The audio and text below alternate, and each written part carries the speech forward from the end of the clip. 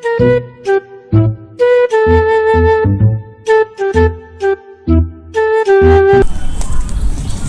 ପ୍ରଣାମ। ଆସିଗଲୁ? ହଁ ହଉ ବ୍ୟାଗ ଥୋଇକି ବସ।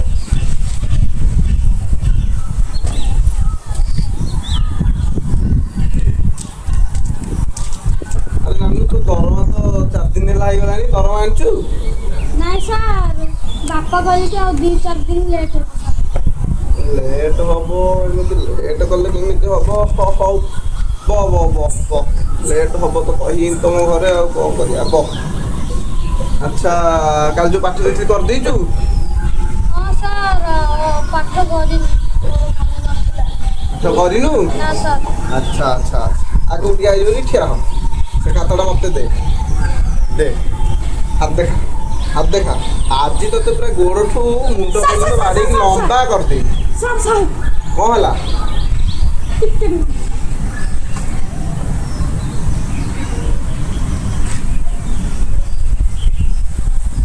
ଆରେ ଏଇଟା କ'ଣ?